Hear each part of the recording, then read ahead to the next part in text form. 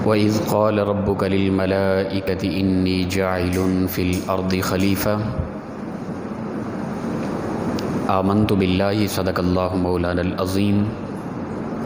معزز و مکرم سامعین، کروڑا بار شکر ہے اس پروردگار عالم کا کہ جس نے آج کی صبح ہمیں پھر سے زندگی عطا فرمائی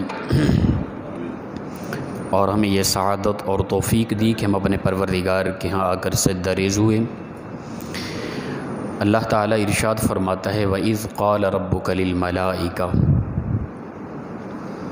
یہ تخلیق انسان سے پہلے اللہ تعالیٰ نے فرشتوں کو آگاہ کیا اور انسان کی تخلیق کے متعلق بتایا، اور اس قدر اہتمام کے ساتھ یہ خاص اعزاز ہے اللہ کی ساری مخلوق میں سے انسان کو کسی مخلوق کی تخلیق سے یعنی پیدا ہونے سے پہلے اللہ نے اس قدر اہتمام کے ساتھ کسی مخلوق کے سامنے اس مخلوق کا تذکرہ کیا ہو، ایسا نہیں ہوا۔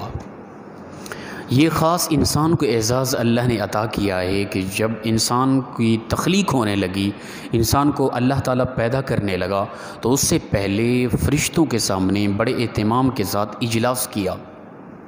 فرمایا اے فرشتوں، میں زمین پر انسان کو پیدا کرنے والا ہوں اور انسان میرا نائب ہوگا، خلیفہ ہوگا۔ یہ ایک اعزاز کی بات ہے۔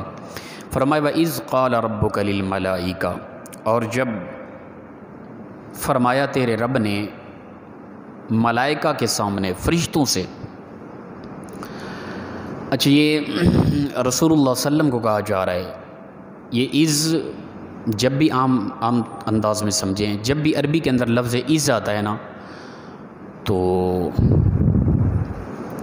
اس سے قبل اذکر لفظ محذوف ہوتا ہے، پوشیدہ ایک لفظ ہوتا ہے عربی کے اندر، جس کا معنی ہوتا ہے کہ آپ یاد کریں اس بات کو کہ جب تیرے رب نے یہ معاملہ کیا تھا، ٹھیک ہے نا۔ تو پتہ چلا کہ یہ رسول اللہ صلی اللہ علیہ وسلم کو کہا جا رہا ہے کہ اے پیارے محبوب صلی اللہ علیہ وسلم، آپ یاد کریں اس بات کو کہ جب تیرے رب نے فرشتوں سے یہ کہا تھا، ٹھیک ہے نا۔ حالانکہ آدم علیہ السلام کی تخلیق سے پہلے یہ بات کی جا رہی ہے، تو پتہ چلا کہ رسول اللہ صلی اللہ علیہ وسلم کو جو آگاہ کیا جا رہا ہے کہ آپ یاد کریں، یاد تو وہ بات کی جا رہی ہوتی ہے جس بات کا پہلے علم ہو، ٹھیک ہے نا، بلا تشبیہ و تمثیل۔ اللہ کی ذات کے لیے مثال نہیں ہوتی، میں سمجھانے کے لیے ایک بات کر رہا ہوں۔ آپ لوگ یہاں ہوتے ہیں، میں کہوں کہ فلاں عرصے یعنی فلاں دن کو پچھلے رمضان کی 27، میں آپ میں سے کسی ایک بندے کو خاص کر لوں، جوید صاحب بیٹھے ہیں، میں کہوں کہ جوید صاحب آپ کو یاد ہوگا رمضان شریف، پچھلے رمضان شریف کی 27ویں کو ہمارا یہ پروگرام ہوا تھا، یاد کرو اسے، ٹھیک ہے نا۔ تو میں یاد انہیں تب دلواؤں گا کہ جب جوید صاحب موجود تھے 27ویں رات کو۔ جوید صاحب کہیں کہ میں موجود ہی نہیں تھا، تو یاد کس طرح دلایا جائے گا ان کو؟ تو جو بندہ جس معاملے میں موجود ہوتا ہے اسی کو پچھلی یاد دلائی جاتی ہے۔ تو اللہ تعالیٰ فرماتا ہے محبوب صلی اللہ علیہ وسلم، یاد کرو جب تیرے رب نے فرشتوں کو کہا تھا کہ میں زمین پر نائب اور خلیفہ بنانا چاہتا ہوں۔ رسول اللہ صلی اللہ علیہ وسلم کو کہا جا رہا ہے، تو آدم علیہ السلام کی تخلیق نہیں ہوئی، اس سے پہلے یہ بات ہو رہی ہے۔ اللہ تعالیٰ اپنے نبی کو یاد کرا رہا ہے، محبوب یاد کرو اس بات کو۔ تو اس سے پتہ چلا کہ نبی اکرم صلی اللہ علیہ وسلم کی ذات مبارکہ روحانی طور پہ آدم علیہ السلام سے پہلے اللہ کے ہاں موجود تھی، اور ان معاملات جب اللہ تعالیٰ فرشتوں کو کہہ رہا تھا فرشتوں میں زمین پر خلیفہ بنانے والا ہوں، اس وقت روحانی طور پہ نبی اکرم صلی اللہ علیہ وسلم کی ذات مبارکہ اللہ کے پاس موجود تھی۔ جس طرح کہ حدیث پاک کے اندر رسول اللہ صلی اللہ علیہ وسلم سے پوچھا گیا، رسول اللہ آپ کو کب نبوت عطا ہوئی، آپ کب سے نبی ہیں؟ فرمایا آدم ابھی جسم اور یعنی آدم کی مکمل صورت نہیں بنی تھی، گارا اور مٹی کے درمیان تھے، جسم وجود ان کا تخلیق ہو رہا تھا، میں اس وقت بھی اللہ کے پاس نبی تھا۔ تو کائنات کے اندر سب سے پہلے جس طرح کے سوال کیا گیا یا رسول اللہ صلی اللہ علیہ وسلم، اللہ تعالیٰ نے سب سے پہلے کس چیز کو پیدا کیا، ٹھیک ہے نا۔ حضرت جابر رضی اللہ تعالیٰ نے سوال کیا فرمایا کہ یا جابر ان اللہ تعالی قد خلق قبل الاشیاء نور نبیک من نوری، اے جابر سب سے پہلے پروردگار نے تیرے نبی کے نور کو اپنے خاص نور سے پیدا کیا تھا۔ اچھا، اپنے نور سے مراد استغفر اللہ یہ نہیں کہ اللہ کی ذات نور ہے، اس نے اپنے جسم سے الگ ایک ٹکڑا کر دیا ہے اور اسی سے رسول اللہ صلی اللہ علیہ وسلم کو بنایا، ایسا بالکل نہیں ہے۔ اسے مراد یہ ہے کہ اللہ تعالیٰ نے ایک خاص نور پیدا کیا، اس نور سے روح مصطفیٰ کی تخلیق کی تھی، اور وہ روح مصطفیٰ، وہ نور مصطفیٰ اللہ کے پاس موجود تھا اس وقت جب پروردگار فرشتوں کو اس چیز سے آگاہ کر رہا تھا کہ اے فرشتوں، میں زمین پر انسان کو پیدا کرنے والا ہوں، تو انی جاعل فی الارض خلیفہ، میں مقرر کرنے والا ہوں زمین میں خلیفہ۔ فرشتوں نے عرض کی، قالوا، کہنے لگے، اتجعل فیہا من یفسد فیہا ویسفک الدماء، اے پروردگار کیا تو اس زمین میں اس انسان کو پیدا کرے گا جو فتنہ فساد کرے گا، جو زمین پر خون ریزی کرے گا، اسے تو پیدا کرے گا؟ یہ اللہ تعالیٰ مشورہ نہیں لے رہا تھا فرشتوں سے، یہ اللہ تعالیٰ فرشتوں سے کوئی اجازت نامہ نہیں لے رہا تھا، اللہ تعالیٰ فرشتوں کو آگاہ کر رہا تھا کہ اے فرشتوں، میں زمین پر اپنا نائب انسان کی تخلیق کر رہا ہوں بس۔ آگے فرشتوں نے عرض کیا، پروردگار یہ جو انسان پیدا ہو، فرشتوں کو کیسے علم ہو گیا تھا؟ انہیں پتہ تھا کہ یہ انسان ہوا، پانی، مٹی، آگ، ان سے جب پیدا کیا جائے گا، یہ سب چیزیں آپس میں متضاد ہیں، پانی اور آگ یہ متضاد ہیں، تو یہ اس کے اندر جب یہ چیزیں پائی جائیں گی، اس کے اندر شدت ہوگی، یہ سخت مزاجی ہوگی انسان کے اندر، انسان کے اندر ایک جوش ہوگا، انسان کے اندر ایک جذبہ ہوگا، یہ آپس میں متضاد ہوں گے، ٹکرائیں گے، لڑائی جھگڑے ہوں گے، فتنہ فساد ہوگا، خون ریزی ہوگی زمین پر۔ فرشتوں نے انسان کی تخلیق سے پہلے انسان کے جو مادہ تھا، انسان نے جس چیز سے پیدا ہونا تھا، اس چیز سے اندازہ کر لیا تھا کہ انسان لڑے گا، جھگڑا کرے گا، فتنہ فساد کرے گا، تو عرض کیا پروردگار جو فتنہ فساد کرے گا، خون ریزی کرے گا، تو اسے نائب بنائے گا، خلیفہ بنائے گا زمین پر۔ وَنَحْنُ نُسَبِّحُ بِحَمْدِكَ، ہم تسبیح بیان کرتے ہیں تیری حمد کے ساتھ، وَنُقَدِّسُ لَكَ، اور تیری پاکی بیان کرتے ہیں۔ یعنی فرشتوں نے اپنی حمد کرنے والی اور تسبیح و تحلیلات کو سامنے رکھا کہ پروردگار ہمارے اندر وہ مادہ ہی نہیں کہ ہم لڑائی جھگڑا کریں، ہم فتنہ فساد کریں، ہم تیرے حکام کی ناخلافی کریں، ہم تیرے حکام سے دور رہیں، ہم تو معصوم عن الخطا ہیں، تو لہٰذا اگر نائب بنانا ہے، خلیفہ بنانا ہے، تو ہم جب موجود ہیں کیا ضرورت ہے انسان کے بنانے کی؟ تو پروردگار نے فرمایا، قال انی اعلم ما لا تعلمون، فرمایا کہ بے شک جو میں جانتا ہوں اے فرشتوں تم نہیں جانتے۔ اب فرشتوں نے کہا کہ ہم تیری تسبیح بیان کرتے ہیں، معصوم عن الخطا ہیں، ہمیں تو زمین پر خلیفہ بنا لے، انسان تو خون ریزی کرے گا۔ اب یہاں پہ مختصر میں یہ بیان کروں گا کہ انسان، اللہ تعالیٰ کی مخلوق تین طرح کی ہے، ایک ہیں فرشتے، ایک انسان اور ایک حیوان، تین طرح کی مخلوقات ہیں، اور ان کی طبیعتیں مختلف ہیں، ان کے احکام مختلف ہیں، ان کے معاملات مختلف ہیں۔ سب سے اوپر نظر آ رہا ہے فرشتہ، دراصل انسان کو اللہ نے سب سے بلند مقام عطا کیا ہے، انسان ہر مخلوق سے اعلیٰ ہے، انسان تو مسجود ملائکہ ہے، آگے یہ بات آ رہی ہے، اللہ تعالیٰ نے فرشتوں کو حکم کیا تھا کہ آدم کو سجدہ کرو، فرشتوں نے آدم علیہ السلام کو سجدہ کیا تھا، انسان تو مسجود ملائکہ ہے، فرشتے تو کئی ہیں سینکڑوں کی تعداد میں جو انسان کی غلامی میں 24 گھنٹے موجود رہتے ہیں، انسان کا تو یہ مقام ہے۔ تین طرح کی مخلوق ایک نظر آتی ہے، ظاہراً فرشتہ جو سب سے بلند نظر آتا ہے، پھر انسان ہے، پھر حیوان ہے۔ فرشتہ معصوم عن الخطا ہے، اس سے خطا ہوتی نہیں، نہ اسے کھانے کی خواہش ہے، نہ پینے کی خواہش ہے، نہ تعلقات کی خواہش ہے، نہ لین دین کی خواہش، کسی چیز کی خواہش نہیں ہے، اس کی زندگی کا مقصد، تخلیق کے مقصد اللہ کی تسبیح و تحلیلات ہے بس، اسے نہ تھکاوٹ ہے، نہ اکتاہٹ ہے، نہ اسے سونا ہے، نہ اسے اٹھنا ہے، نہ اسے کاروبار ہے، نہ کوئی معاملات ہیں، کچھ بھی نہیں ہے، وہ تو ایزی ہے بالکل۔ اس کے بعد ہیں نیچے حیوان، ٹھیک ہے نا، ان کے لیے نہ عبادت ضروری ہے، نہ ان پر کوئی احکام لازم ہے، انہوں نے کھانا پینا ہوتا ہے، آرام کرنا ہوتا ہے، سکون کرنا ہوتا ہے، دنیاوی سارے معاملات اس میں پائے جاتے ہیں۔ درمیان میں ہے انسان، انسان کے اندر اکتاہٹ تھکاوٹ بھی ہے، لالچ بھی ہے، نفرت بھی ہے، بغض بھی ہے، کینہ بھی ہے، محبت بھی ہے، معاملات بھی ہیں، لین دین بھی ہیں، تعلقات بھی ہیں، رشتہ داری بھی ہے۔ یہ سب کچھ نبھانے کے بعد انسان پر احکام بھی لاگو کر دیے گئے۔ انسان جکڑا ہوا ہے ایک لحاظ سے، انسان کے اندر حیوانیت کے سارے اوصاف رکھ دیے گئے۔ حیوان بھی کھاتا پیتا ہے، انسان بھی کھاتا پیتا ہے۔ حیوان کو نیند کی ضرورت ہے، انسان کو نیند کی ضرورت ہے۔ حیوان کو خواہشات کی ضرورت ہے، انسان کو خواہشات کی ضرورت ہے، ٹھیک ہے۔ حیوان پر احکام لاگو نہیں ہے، پابند نہیں ہے وہ۔ فرشتے ہیں، ان پر کوئی خواہشات نہیں ہیں، وہ آرام و سکون میں محض ان پر احکام ہے، وہ عبادت میں مگن ہے۔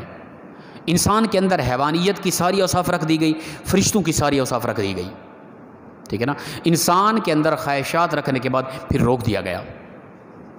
انسان کا دل کرتا ہے کہ میں آرام کروں، سویا رہوں، فرمایا سونا نہیں ہے، جب بھی اذان ہے نماز کی طرف آنا ہے، ٹھیک ہے نا۔ حیوان کو یہ حکم نہیں ہے وہ سویا ہوا تو سویا رہے، وہ کھا رہا ہے تو کھاتا رہے، وہ کہاں سے کھائے گا، کیا کرے گا، کچھ بھی نہیں ہے، ایزی زندگی ایک لحاظ سے۔ انسان کو اللہ تعالیٰ نے یعنی انسان کے اندر وہ حیوانیت والی ساری خواہشات رکھنے کے بعد پھر محدود کر دیا۔ انسان یہ کرنا ہے، یہ نہیں کرنا، یہ کرنا ہے، یہ نہیں کرنا۔ اب انسان کے لیے پریشانی بن گئی۔ اب جو انسان زندہ رہ کر دنیاوی زندگی میں زندہ بھی رہتا ہے اور وہ خواہشات نفسانی کو مار کر اللہ کے احکام کے مطابق چلتا رہتا ہے، وہ فرشتوں سے بھی اعلیٰ ہو جاتا ہے۔ فرشتے تو عبادت کر رہے ہیں، ان کے اندر کوئی اور چیز ہے ہی نہیں، ٹھیک ہے نا۔ وہ معصوم عن الخطا ہیں، ان سے خطا نہ ہونا یہ کون سے کمال ہے؟ ان کا عبادت کر رہے ہیں، یہ کون سا کمال ہے؟ ارے انسان کے اندر خواہشات تھی، اس نے اپنے نفسانی خواہشات کو مارا، جو دل کہہ رہا تھا اس کو نہ مانا، اپنے نفس کی نہ مان کر اللہ کی مانی۔ فرشتوں مان رہے تھے اللہ کی، ان کا نفس تھا ہی نہیں، ان کی خواہشات تھی نہیں، اور حیوان کے اندر احکام لاگو ہے ہی نہیں۔ تو جو انسان ہو کہ اللہ کے احکام کے مطابق چلتا رہا، خواہشات کو ختم کر دیا، پروردگار کے احکام کو مد نظر رکھا، وہ انسان فرشتوں سے بھی اعلیٰ ہے، وہ اللہ کی خاص مخلوق ہے، وہ اسے لقد کرمنا بنی آدم کا تاج پہنایا گیا، اسے خاص عزت دی گئی۔ وہ ایک ایسا انسان ہے، اللہ کی ایسی مخلوق ہے کہ ہر مخلوق اس کے سامنے جھکی ہوئی ہے، سجدہ ریز ہے، وہ مسجود ملائکہ ہے، وہ اللہ کا نائب ہے۔ کائنات کے اندر اللہ کی تمام مخلوق میں بہترین مخلوق پھر انسان ہے۔ تو اللہ نے یہ مقام دیا، یہ عزت دی، یہ معیار دیا، یہ وقار دیا انسان کو۔ اگر انسان انسانیت پر رہے تو، اگر انسان اپنے اندر فرشتوں والے اوصاف ختم کر دے، نہ عبادت کا پتہ، نہ لین دین کا پتہ، نہ محبت کا پتہ، نہ حسن اخلاق کا پتہ نہیں ہے کہ مسجد میں بیٹھا ہوں، گھر بیٹھا ہوں، پتہ ہی نہیں ہے کہ اولاد کے ساتھ بات کر رہا ہوں یا کسی عام بندے کے پاس، پتہ نہیں ہے کہ دوست کے ساتھ بات کر رہا ہوں یا کسی امام کے ساتھ، پیر کے ساتھ، استاد کے ساتھ، ماں باپ، کوئی پتہ نہیں ہے، بس وہ بے لغامی ہے۔ یہ ہے ٹوٹل حیوانیت والے اوصاف۔ فرشتوں والے اوصاف چلے گئے، حیوانیت والے آ گئے۔ حیوان یہ کر رہا ہے تو حیوان کے اندر تو انسانیت تھی نہیں، انسان کے اندر انسانیت تو تھی نا، اللہ کا نور تو تھا نا۔ انسان صرف عالم احساس کی دنیا تو نہیں ہے نا، یہ عالم اجسام، انسان صرف محض مٹی کا پتلا تو نہیں نا، انسان تو عالم ملکوت کی بھی مخلوق ہے، انسان تو اللہ کے خاص نور میں سے ایک نور بھی ہے، انسان تو اللہ کے خلیفہ اور نائب بھی ہے۔ تو انسان کے اندر محض حیوانیت والے اوصاف پائے جائیں تو وہ انسان فرشتوں سے اعلیٰ نہیں، انسان پھر انسان نہیں، حیوانیت سے بھی وہ نیچے چلا جاتا ہے۔ انسان کو درمیان میں کھڑا کر کے احکام لاگو کر دیے، خواہشات کو مار دے، نفس کی نامان، اللہ کی مان، فرشتوں سے اعلیٰ ہے۔ اگر یہ نہیں کرے گا تو پھر حیوانیت سے بھی نیچے چلا جائے گا۔ تو اولئک کالانعام، ایسا انسان حیوان کی مثل ہے، جانور کی مثل ہے، بل ہم اضل، بلکہ یہ جانوروں سے بھی بدترین ہو جاتا ہے انسان۔ تو یہ انسان کا مقام ہے، یہ انسان کی عظمت ہے۔ انسان انسانیت پر رہا تو فرشتوں سے بھی اعلیٰ، انسان انسانیت سے گرا تو حیوانیت سے بھی نیچے چلا جاتا ہے۔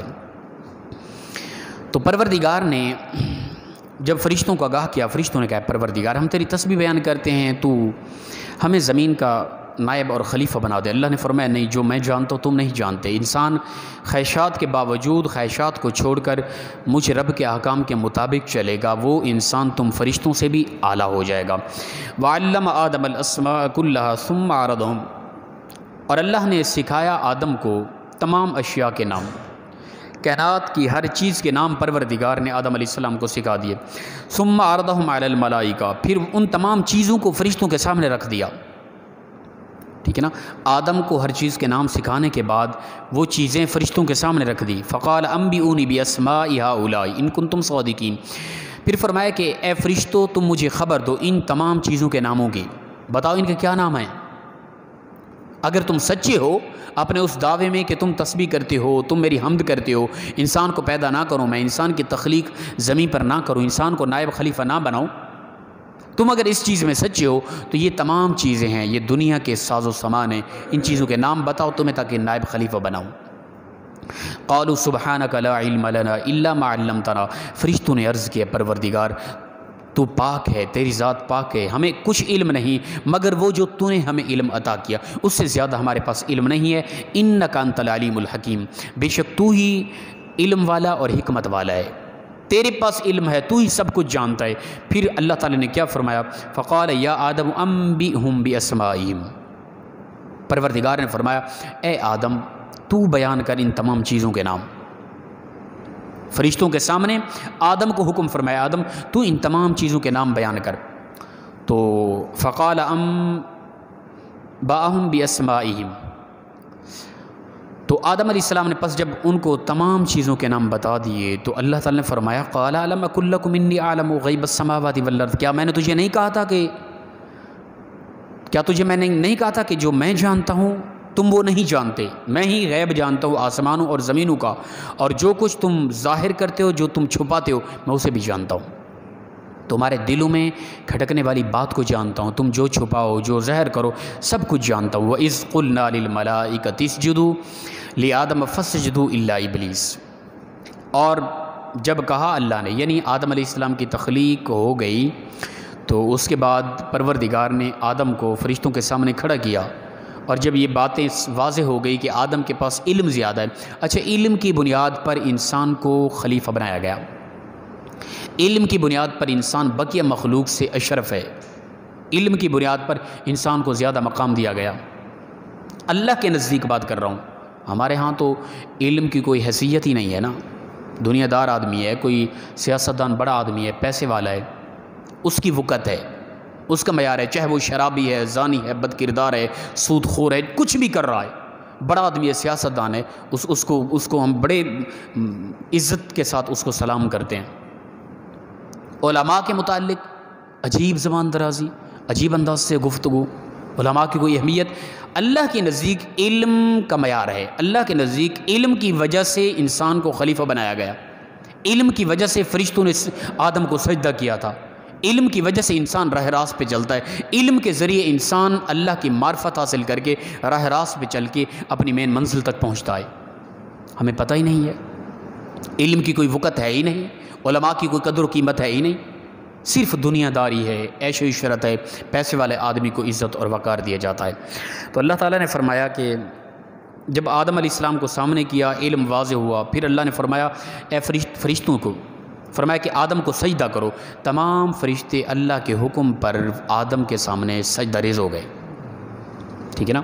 الا ابلیس، سوائے ابلیس کے، جو عزازیل تھا، اسے پھر شیطان کہا گیا.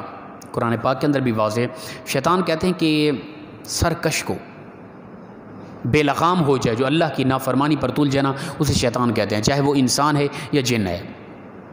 یہ لفظ ہر ایک کے لیے بولا جا سکتا ہے، قرآن پاک کے اندر بھی یہ پیچھے گزرا ہے، انسان کے لیے لفظ شیطان گزرا ہے. ہر وہ مخلوق جو سرکش ہو جائے، اللہ کے احکام سے دور ہو جائے، اسے لفظ شیطان سے منسوب کیا جا رہا، اسے کہا جاتا ہے ان الفاظوں سے.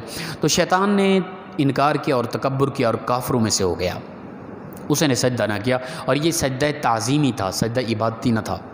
آدم کی عبادت نہیں کی جا رہی تھی، آدم کی تعظیم کی جا رہی تھی.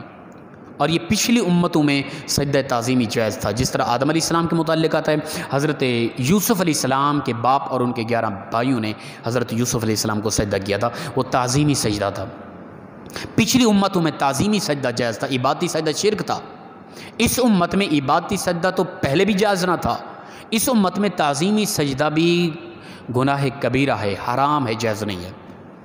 چاہے وہ کسی پیر کو ہو، کسی نبی کو ہو، یا جس طرح کے درباروں کا حشر کیا جا رہا ہے درباروں پہ ہو، تو ہم اس سے بری و ذمہ ہیں. کوئی اس طرح کا بے شرم انسان دربار پہ جا کے سجدہ کر رہا ہے، اس کا مسلک اہل سنت سے کوئی تعلق نہیں ہے، ٹھیک ہے نا۔